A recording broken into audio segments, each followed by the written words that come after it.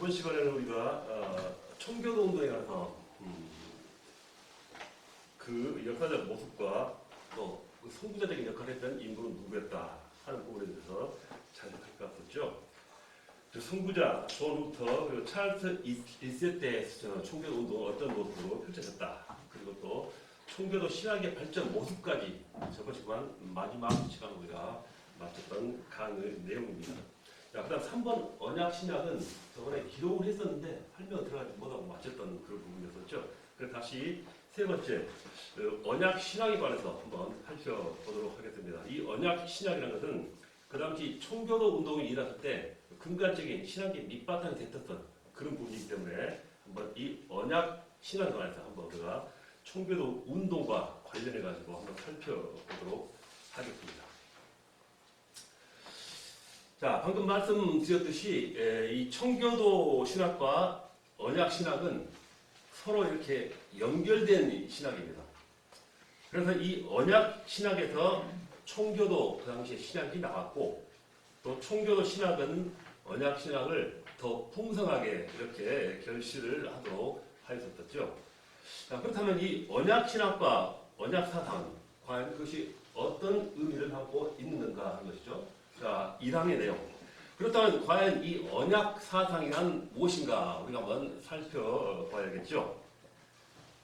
자, 언약 사상은 하나님과 그리고 사람들 간의 언약을 맺는 사실들을 언약 사상이라고 우리가 말합니다.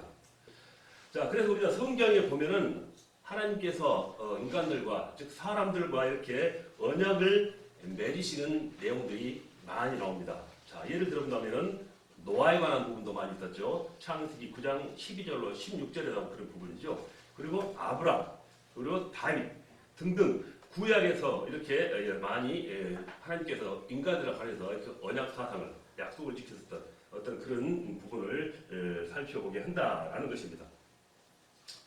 자, 그 외에도 언약에 관한 부분이 많이 있습니다. 만약에 언약 사상은 신약의 신약입니다. 신약에 와서도 이렇게 계속 되어진 것을 살펴볼 수가 있습니다.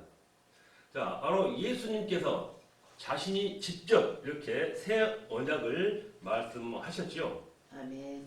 자, 어떤 보면은 또 사도들이 또 이 언약을 또 구약 때 실현으로 또 설명을 하기까지 합니다.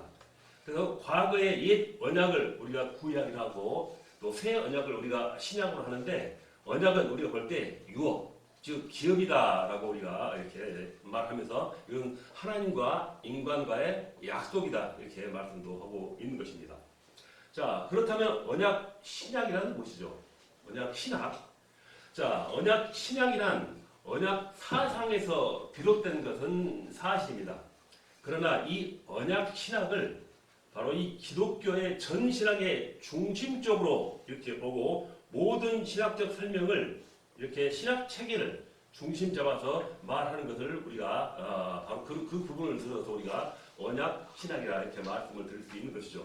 그렇기 때문에 말씀드린 이 언약 신학은 한 신학의 형태의 원리를 뜻한다 이렇게 다시 말씀드릴 수가 있는 것입니다. 자, 그렇다면은 이 언약 신학의 기원은 어디서부터 발단되었는가 하는 것도 우리가 살펴볼 필요가 있겠죠. 자, 이 언약 신학이란 칼빈주의자들의 어떻게 보면은 신학적인 내용입니다. 이 언약 신학이라는 용어를 사용한 이는 독일의 개혁 신학자 코케이우스로 전해지고 있지요. 자, 그와 같은 주장이 그 다음에 이제 버만, 위트시우스 등에 의해서 점차 기본적으로 발전해 나갑니다. 그리고 영국의 빌럼 퍼킨스에 의해서 청교도들에게, 지금 우리가 다루고 있는 이 청교도들에게 이 언약 사상이, 언약 신약이 전해된다. 이렇게 우리가 살펴보고 있는 것입니다. 즉, 그게 방금 말씀드린 그 인물에 의해서 청교도들에게 보급됐다 하는 말씀이죠. 자, 이렇게 영국 청교도들의 언약 신약은 이제 미국으로 건너가서 이제 프린스턴대, 거기서 신학에서 더욱더 발전되고 네덜란드의 또 자유대학에서도 점차 발전되어 나가죠. 자, 프린스턴 신학교에서는 우리가 잘 아는 하지 그리고 볼코프 이런 인물들에서 크게 공을 세우게 된 것을 우리가 역사적 사실로 살펴보고 있습니다. 네덜란드에서는 카이퍼와 보스가 크게 이 운동에 이 신학에 기여를 하게 되죠. 자, 그렇다면 이 언약 신학의 내용은 과연 어떠한 것인가라는 말씀이시죠. 자, 이 언약 신학의 내용은 크게 우리가 두 가지로 바라볼 수가 있습니다. 첫째, 하나님은 에덴 동산에서 아담에게 행위의 언약을 주셨습니다. 자, 그래서 하나님께서 이 언약의 상징으로 동산의 두 그루의 나무, 즉 생명나무와 선악을 알게 하는 그 나무 과실을 만드셨다라는 것입니다. 자, 둘째로는 하나님은 예수 그리스도를 통해서 구원 받을 자들에게 은혜의 언약을 주셨습니다. 자, 이 두 가지가 말씀드린 이 언약 신학의 핵심이라 하는 말씀인 것이죠.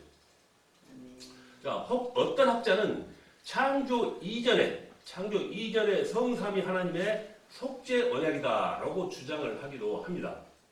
자, 그래서 이 행위의 언약은 이 아담으로부터 시작해서 예수 그리스도 이전까지 적용이 되지요. 자, 그래서 이 은혜의 언약은 예수 그리스도로부터 바로 종말, 세상 종말까지와 하늘에서 영원히 거할 성도들에게도 이제 적용이 된다라는 것이죠. 자, 그래서 그 다음으로 이제 언약신약의 그 이후의 실제적 역사는 과연 어떻게 이루어져 간가라는 부분도 우리가 또한 살펴보도록 하겠습니다. 자, 이 행위의 언약이라는 측면에서 볼 때, 하나님께서 이제 아담을 인간의 대표자로 삼아서 이제 그 언약을 맺으셨습니다. 하나님의 형상으로 지음받은 바로 이 모든 인간은 하나님께 우리가 전적으로 순종할 때 상을 받게 되고 불순종할 때 벌을 주기로 미리 약속을 하셨습니다. 그러므로 인간은 하나님 앞에 있다는 그 자각으로 근엄한 삶을 살아가야 한다라는 것이죠. 바로 이것이 행위의 언약을 지키는 것이다 라고 말씀드릴 수가 있습니다. 자, 그런데 인간은 하나님과의 이 행위의 언약을 지키지 못했다라는 것입니다. 자, 아담 이래의 모든 인간은 언약의 위반자들입니다. 자, 언약의 위반자인 죄인으로서의 인간은 아무런 희망이 없습니다. 언약 신학은 모든 것이 다 하나님의 절대 주권 안에 있으므로 우리가 하나님의 어떤 그런 인간의 희망을 받는 것이지 구원받은 확신이라는 말이 바로 성립이 될 수 있다는 것은 또 아니라고 보는 것이죠. 자, 그래서 이 언약 신학의 이 말씀드린 자체로는 구원의 확신이라는 말이 나올 수가 없습니다. 자, 다만 구원의 가능성에 관한 희망이 있을 뿐이다라고 하는 것이죠. 그래서 언약 신학에서 훈련받은 모든 사람들은 항상 경건하도록 이렇게 계속적으로 노력하는 생활을 해 나가야 한다라고 강조합니다. 그래서 지금 이 청교도 신앙으로 이렇게 훈련받은 사람들에게는 바로 이렇게 이와 같이 생활에 철저한 어떤 그런 모습을 나타내주는 부분이 있다라는 것이죠. 자, 그러나 이 구원의 확신이라는 부분은 타교파가 전수해준 진리이지 개혁신학 그 자체의 것은 아니다라고 말씀드립니다. 그 사실은 역사가 증명을 해주지요. 자, 우리가 지금 다루고 있는 이 초기의 청교도들의 신앙생활의 모습을 지금 우리가 그렇게 과연 흉내를 낼 수 있을까라는 말씀입니다. 정말 그들의 생활은 그 당시에 엄격하였고 순수하였고 완전하였다라는 것이죠. 자, 그런데 1662년 불완전한 언약 또는 타락한 언약이라 하는 말이 생겨납니다. 자, 이것을 일컬어서 퇴보한 절반짜리 언약이다라고도 말하죠. 자, 그렇다면 이 절반짜리, 이 반쪽짜리 언약이란 무엇인가라는 것이죠. 자, 예를 들어서 이 청교도들은 매사추세츠주, 커네티컷주에서 커다란 현실 문제에 부딪힌 시기가 있었습니다.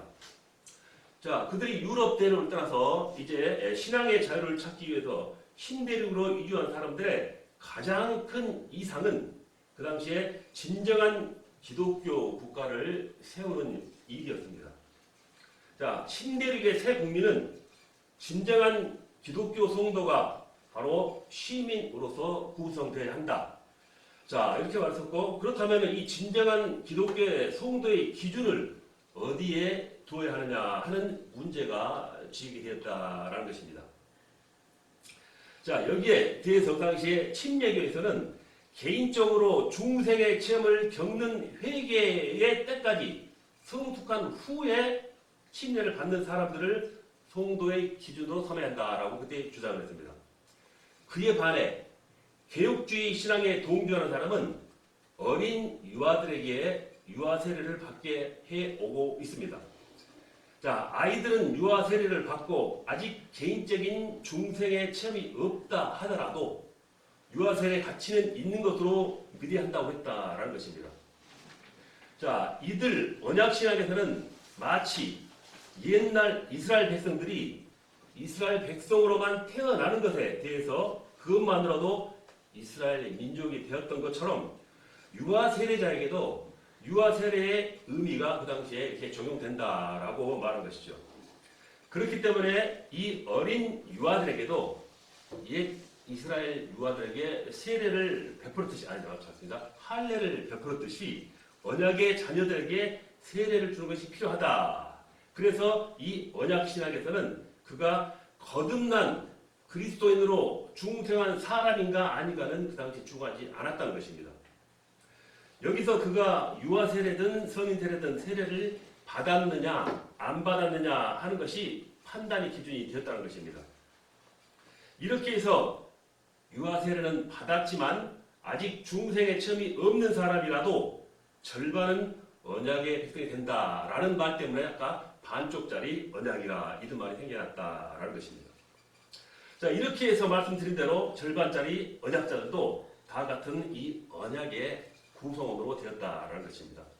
자, 그러나 이렇게 절반, 곧 2분의 1의 언약자는 이로 인해서 차칫 4분의 1, 8분의 1, 16분의 1로 계속되는 언약의 의미를 희석시켜가는 그런 길을 터놓고야 말았죠. 자, 이렇게 언약신학 이후의 실제적인 역사를 우리가 잠깐 살펴보았습니다. 그렇다면 이 언약신학은 완전 무결한가? 아니죠. 거기도 분명히 약점은 있다라는 것입니다. 자, 가장 먼저 우리가 말씀을 드릴 것은 이 언약신학의 핵심적인 주장은 우리 보면은 하나님의 절대적인 주권입니다. 하나님의 절대적인 주권이라는 말은 그리스도를 영접한 참된 그리스도인이 자기 과거를 되돌아볼 때 이렇게 너무나 감격스러운 신앙 고백으로서 이 하나님의 절대 주권이라는 말을 사용할 때 우리는 무척 은혜로운 말이다 이렇게 말씀을 드릴 수가 있다라는 것이죠. 자, 그러나 모든 것을 이렇게 하나님의 절대 주권이다 이렇게 함부로 사용하면은 하나님에게만 모든 책임이 있다라는 것으로 우리가 차칫 해석이 될 수 있다라는 것입니다. 다시 말하면은 하나님과 인간이 맺은 언약을 하나님의 절대 주권으로만 집행해 나간다면은 하나님께서 모든 핵심이 있고 인간이 해야 되는 개인적인 책임 문제는 이 부분에서 설명을 드리고 있지 않는다는 것입니다. 따라서 인간이 믿음으로 주님과 함께 연합해야 되는 책임 문제를 게을리하게 될 소지가 있다라는 것입니다. 이것이 바로 이 언약신에 가지고 있는 하나의 약점이다라고 말씀을 드릴 수가 있습니다. 자, 또 다른 약점. 이 언약신약에서는 이스라엘 교회와의 구분이 없습니다. 자, 무천년설을 신봉하는 사람들은 저희 무천년이란 바로 예수님께서 재림하셔서 천년 동안 그 왕국을 다스리는 그 시기를 말하는 거죠. 자, 이것을 반대하는 의견을 한 사람이 바로 이 무천년설입니다. 이 무천년설을 신봉하는 사람들은 구약의 이스라엘과 신약의 교회를 동일시한다라는 것입니다. 자, 유대인들은 메시아를 거절했으므로 하나님의 백성인 이스라엘의 특권을 잃어버렸고 참 이스라엘은 영적 이스라엘인 교회를 통해서 계승된다라고 주장하는 것입니다. 자, 이에 관한 여러 성경적 근거를 이렇게 몇 가지를 제시를 하고 있습니다. 거기에는 갈라디아서, 에베소서, 빌립보서 등의 이러한 내용을 자세하게 나타내고 있다는 것이죠. 자, 그러나 이스라엘과 교회와는 명백한 차이가 있습니다. 자, 그 차이는 무엇일까요? 자, 먼저 인종적 배경이 다릅니다. 이스라엘은 아브라함, 이삭, 야곱 및 그의 12명의 아들들을 조상으로 합니다. 그러나 교회는 인종적, 혈통적으로 그들과는 아무런 연관이 없다라는 것이죠. 자, 인종적 배경이 다르다는 것이죠. 자, 그다음 출생이 다릅니다. 이스라엘은 아브라함, 이삭, 야곱의 후손으로 이렇게 출생하기만 하면 됩니다. 그러나 교회는 육적 출생이 아닌 영적, 그리고 또 즉 중생이 아니고서는 절대로 교회가 될 수 없다라는 것이죠. 자, 이것도 이렇게 출생이 다르다는 부분에서 어떤 그들이 주장하는 것과는 상반된 주장이라는 것이죠. 자, 또 다른 것, 성령의 역사가 다릅니다. 자, 구약의 이스라엘 사람은 성령의 역사가 특수한 사람들에게 임했습니다. 그러나 그 성령은 용속적으로 내재 보장이 없었습니다. 그런데 신약의 교회는 중생하는 모든 사람에게 보편적으로 임하고 이렇게 한 번 임한 성령은 내재와 함께 보증이 된다라고 로마서와 에베소서에 분명히 밝히고 있다라는 것입니다. 자, 또 한 가지 그리스도와의 관계도 다릅니다. 자, 신약의 교회는 그리스도의 품이고 그리스도는 바로 그 머리입니다. 그래서 신약의 교회는 밀접한 관계에 있다라는 것이죠. 그러나 구약의 이스라엘은 바로 그러한 관계가 없다라는 것 또한 다른 부분이 되는 것입니다. 자, 그 외에도 교회와 이스라엘과의 차이점은 너무 많고 분명합니다. 자, 이렇게 둘 사이를 구분하지 않고 혼용해서 사용했다는 것입니다. 자, 그러므로서 그에 뒤따른 신학적 차이도 여러 가지 뒤따르게 되죠. 즉, 할례와 유아 세례를 같은 맥락으로 본다든가, 세례가 구약의 할례처럼 구원의 방편이 되는 것처럼 믿는다든가, 자, 목사를 구약의 제사장과 비슷하게 여긴다든가, 종말론에 대해서 무천년설을 따를 수밖에 없다라든가 하는 여러 가지 신학적인 문제들을 갖게 됐다라는 것입니다. 자, 또 다른 약점. 자, 교회 회원이 되는데 이중 요구를 하는 결과를 가져왔다라는 부분입니다. 즉, 성경에는 분명하게 유아 사례가 없습니다. 그런데 본인의 신앙적 결단이 아닌 부모의 의지로 유아 세례를 실시한다라는 것입니다. 그리고 장성에서 다시금 자기의 신앙을 결단해야 하는 이중 요구를 함으로써 성례의 의미가 모호해졌다라는 것도 그들이 내세우고 있는 언약신앙의 한 가지 약점이다라고 알아보는 것이죠. 자, 또 한 가지, 인간의 의지의 작용을 지나치게 신뢰를 했습니다.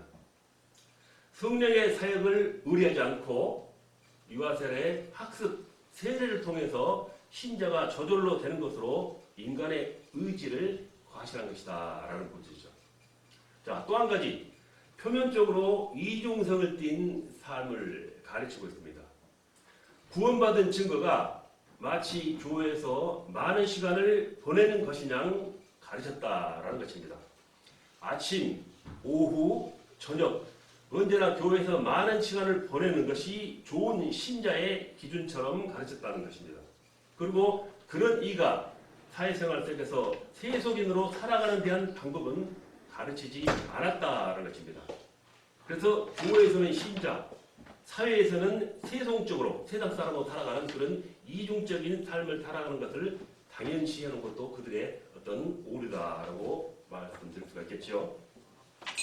자, 또 한 가지, 국가와 교회 간의 분리라는 기본 원칙을 뒷받침하지 못하고 있습니다.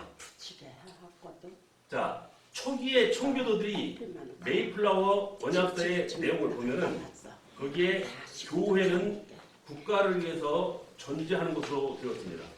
자, 방금 말씀드린 메이플라워 언약을 보면은 대충 이러한 내용이죠. 제가 한번 말씀드린다면은, 자, 메이플라워 언약서 안에는 하나님의 이름으로 아멘하라.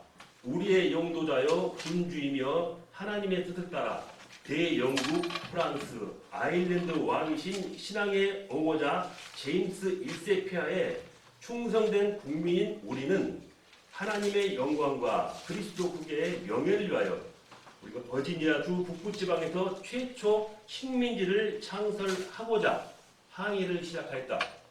여기 본 증서에 의하면 엄숙하게 상호 언약에 의한 정치 단체를 만들어 이곳으로서 동도의 질서와 안전을 촉진하고 그 이후에 상기의 목적을 수행하기 위해 또 그리고 그 뒷부분에 우리는 모두 여기에 대하여 당연한 복종을 바칠 것을 언약한다. 1620년 11월 7일 카버, 브랜드, 포드, 윈스로, 볼터, 밀리서 41명이 이 메이플라워 언약서에 서명을 했다라는 것이 바로 이 내용인 것입니다.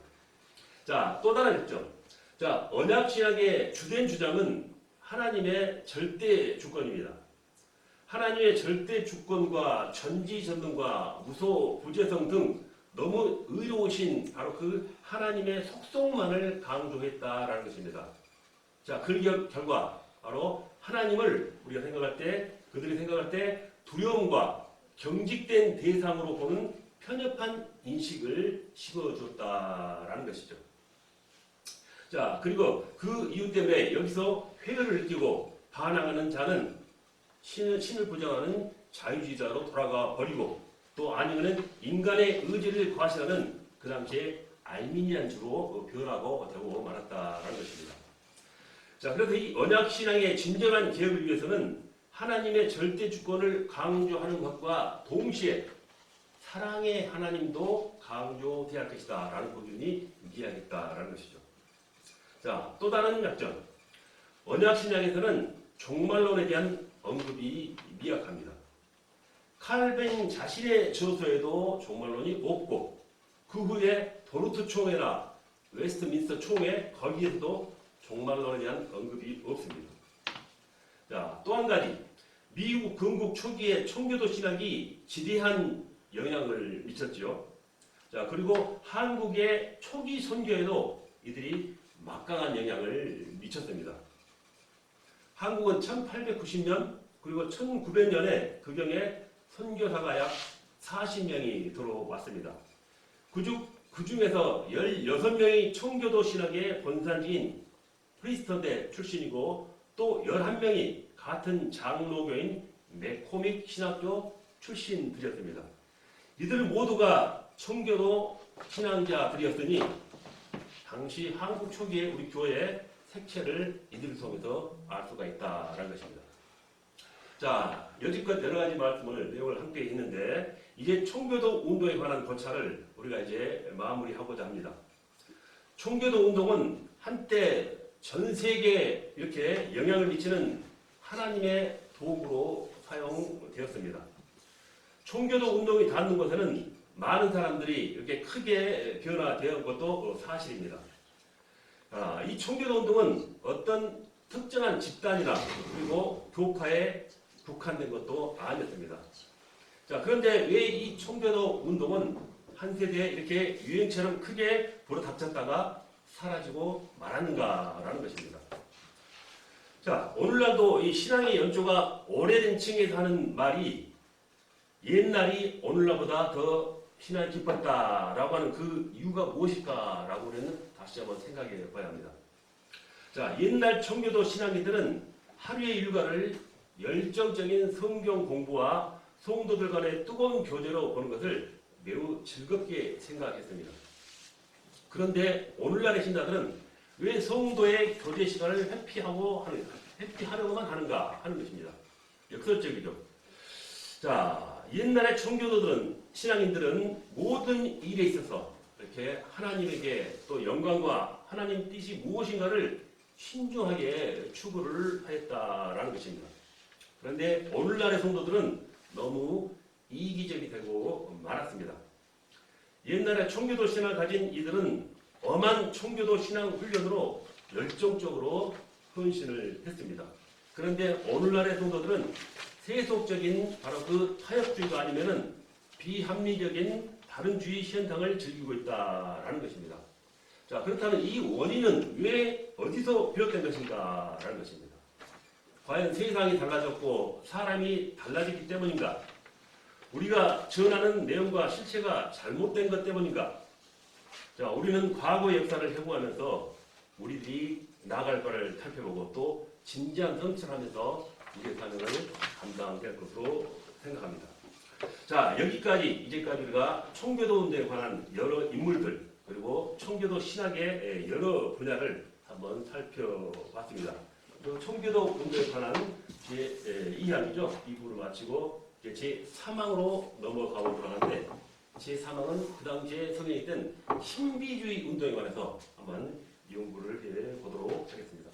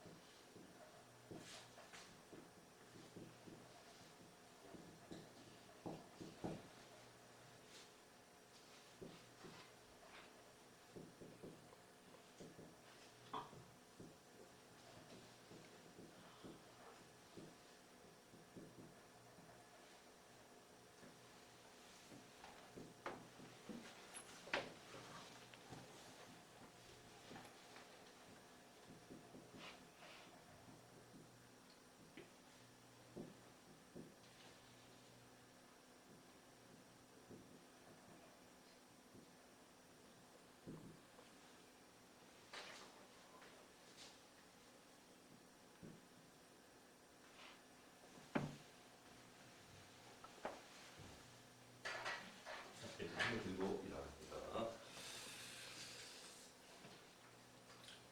자, 제3항 그 당시에 한번 성행했던 신비주의에 대해서 한번 살펴보도록 할게요.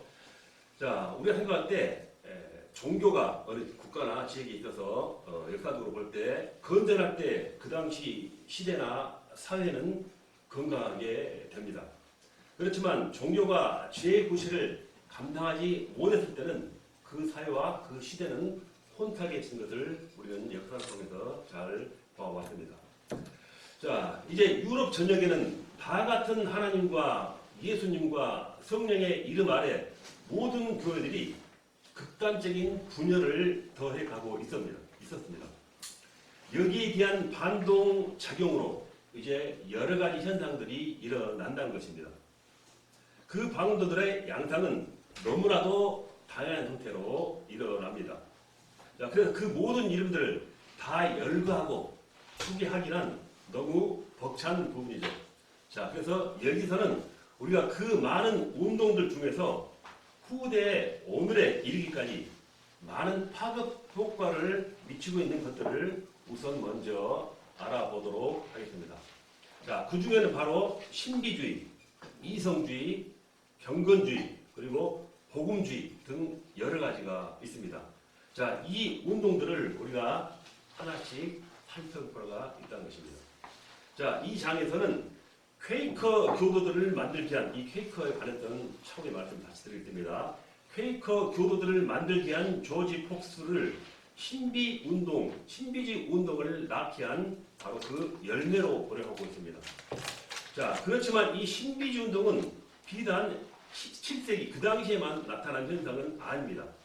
이 신비주의는 좀 더 오래된 그 역사를 가지고 있다라는 것입니다.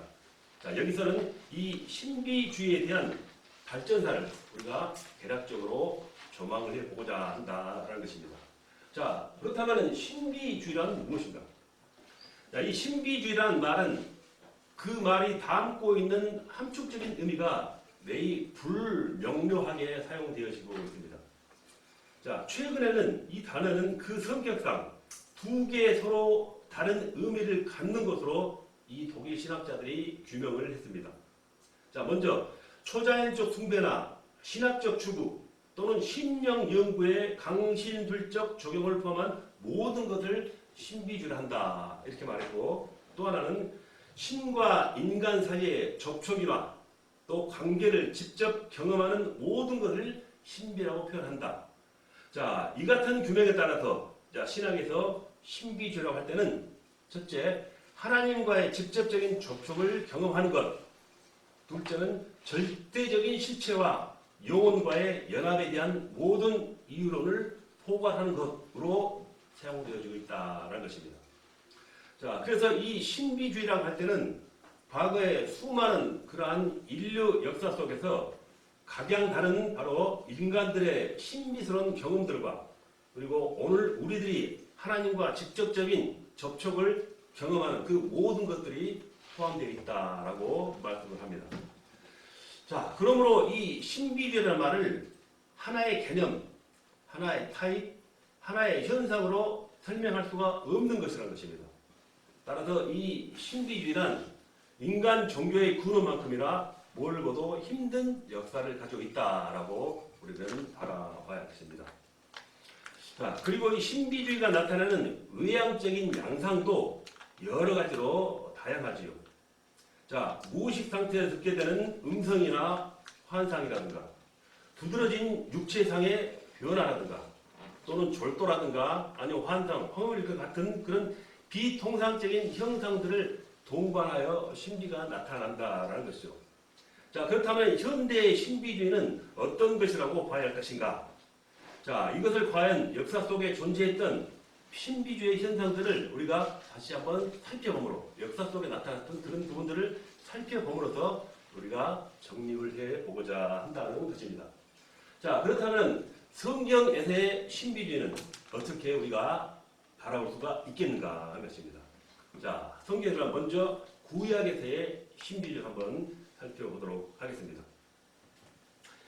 자, 유대인들에게는 율법이 종교의 최고의 진수였으므로 신비적인 요소에 접근한 것을 강력하게 부정해 왔습니다. 자, 유대교를 철저하게 지키고 있는 것은 율법에 의한 형식주의였기 때문이죠. 그렇기 때문에 신비주의를 그 당시에 용납한다든가 아니면 신비주의가 융화된다고 하는 시도는 거의 찾아보기가 힘듭니다. 자, 그렇다고 구약에서 신비주의가 전혀 없는 것은 아닙니다.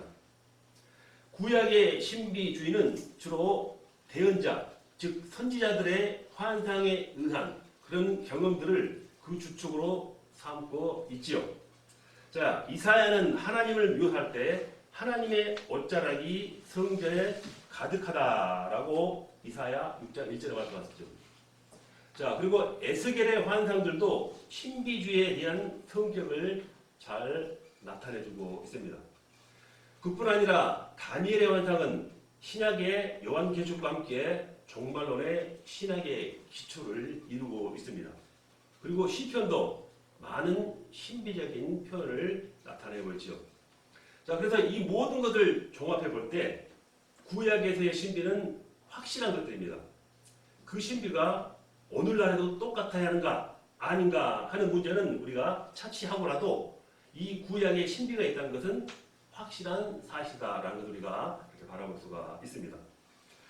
자, 그래서 여기서 우리가 중간 시대에 우리가 유대교를 살펴보고 넘어갈 필요가 있다라는 것입니다. 즉 중간 시대는 구약과 신약 사이에 있는 그 시대를 우리가 말하는 것이죠. 자, 우리는 과거 학문 용어에서 이 중간사 400년을 그냥 무시하고 뛰어넘었던 것이 이 사실입니다. 그래서 구약의 말라기에서는 계시가 중단되었고 후 400년간은 계시가 단절된 암계 시대였다라고 우리는 알고 있습니다. 자, 그래서 신약의 복음서 시대에 와서야 다시금 계시가 재생이 됩니다. 물론 계시가 단절되고 400년의 중간사가 지난 다음에야 계시가 다시 재생된 것은 사실입니다. 그러나 400년 동안 그 당시에 유대교는 어떻게 지내왔는가라는 것입니다. 자, 유대교가 400년 동안 어떤 변화 속에서 지내다가 다시금 새로운 복음서 시대로 접어들었는가 하는 것이죠. 자, 여기에 대한 최소한 상식은 우리가 알아야 할 필요가 있다라고 생각합니다. 자, 우리는 중간사를 구약 시대라고 보지는 않습니다. 그렇지만 유대교가 중간사 시대에 어떻게 발전하였는가? 이 중간사 시대에 활약한 사람들은 무엇을 남겼는가? 자, 그것이 신약의 저자들에 대해서 어떠한 영향을 미쳤을까? 이런 것들은 반드시 우리가 규명하고 넘어가야 한다라는 문제로 보는 것이죠. 자, 그렇지만 그것을 규명하는 것이 이 장에서 바로 우리가 확실하고자 하는 목적은 아니라는 것을 우리 먼저 밝혀야 합니다. 여기서는 종교처럼 구약 다음에 신약으로 뛰어 넘어가려고 한다라는 것입니다. 자, 그렇지만 이 팔레스타인의 그 랍비들이 탈무드를 연구해낸 미드라시죠. 미드라시란 성경을 탐구하고 조사하고 또 해석을 하고 설교하는 방법을 미드라시라고 그러죠. 자, 이 미드라시 학파와 유대 헬레니즘 학파들은 기독교와는 전혀 상관없이 이 구약을 계승해가지고 유대교로 발전시킨 바로 그런 실체들입니다. 이들은 구약의 지혜 사상을 정교하게 발전시켰죠. 그래서 구약의 지혜 사상이 복음서에 나타나는 말씀의 개념과는 어떤 관계가 있는가 하는 이 분야에 대한 전문적 연구가 앞으로 큰 관심거리가 될 것이다 라고 생각합니다. 자, 아울러 정경을 연구하는 것도 그리고 또 이 시대를 제대로 우리가 그 부분에 있어서도 우리는 반드시 연구를 하고 넘어가야 한다라고 보는 것입니다. 자, 그렇지만 두 번째로 또 신약에 대한 신비주의는 우리가 어떻게 받아들여야 할 것인가 라는 부분입니다. 자, 신약 성경에서의 신비주의는 바울에게서 우리가 많은 것을 찾아볼 수가 있습니다. 물론 복음서에서도 신비주의적 요소가 전혀 없는 것은 아닙니다. 그렇지만 바울의 서신들 가운데 가지각색의 신비적인 요소들이 많이 나타나고 있습니다. 이 바울의 신비적 표현은 수많은 구절들에서 하나님의 임재를 경험하는, 즉 자서 전체의 구절들이 나와 있는 것이죠. 자신이 직접 체험한 하나님의 임재를 신비적인 언어로 표현하고 있다라는 것입니다. 예를 들어서 로마서, 고린도후서, 또 갈라디아서, 에베소서 등등 장절수 말씀드리지 않겠습니다만 이 부분에서 보면은 많은 부분에서 그러한 모습을 나타내고 있는 것입니다. 그리고 성령의 은사에 의한 신비적 표현은 그렇게 많지는 않습니다. 또 바울의 신비적 표현도 암시적으로 언급되고 있다라고 우리가 고린도전서 내부에서도 살펴볼 수 있는 부분입니다. 자, 그래서 신약에서 나타나는 신비적 현상들은 환상, 꿈, 비몽, 사몽, 천사와 악마, 계시, 성령들의 은사들에 대해서 설명이 되고 있습니다. 자, 그리고 신약에서 나타나고 있는 신비적인 현상이라고 보기보다는 바로 신비로운 어휘들로 설명되고 있는 것이 바로 계시록입니다. 계시록 자체는 신비적인 현상이라기보다는 신비한 설명이라고 하는 것이 더 적절한 표현일 것이다 라고 생각하죠. 그리고 이 계시록의 저자 요한이 위에는 진정하고 영원한 세계가 있고 또한 어둠과 그늘과 악의 현실 세계가 있다라는 것도 강도 있게 이런 모습을 통해서 주장하고 있는 것을 알아볼 수가 있는 것입니다. 이렇게 구약에서의 신비주의 그리고 또 신약에서 나타난 신비주의에 관해서 한번 살펴보았습니다. 그렇다면 역사 속에서 나타난 신비주의는 어떤 부분인가 하는 것이죠. 자, 기독교 2000년 역사 속에서 신비주의는 어떻게 나타났는가? 여기서는 교회 개혁 이전을 로마 카톨릭 시대를 하고 가정하고 우리가 말씀을 나누려고 생각합니다. 자, 물론 이 가정이 전혀 잘못된 것임을 알 수도 있습니다. 교회 개혁 이전에 로마 카톨릭만이 아니라 그 당시에는 그리스도 정교도 있었고 그리스 종교도 있었고 시리아교회, 이집트교회, 콥트교회죠. 그리고 소수의 순수한 신약교회 후예들이 여러 군데 많이 있었다라는 것입니다. 그런데 그들에 대한 기록은 거의 없는 상태죠. 자, 따라서 여기서 우리는 편의상 확실한 기록이 있는 로마 카톨릭의 근거를 토대로 역사 속의 신비주의라 하면서 그 부분 한번 살펴보도록 하겠습니다. 자, 적셔지가 않았네요. 잠깐 기록하고 시작하겠습니다.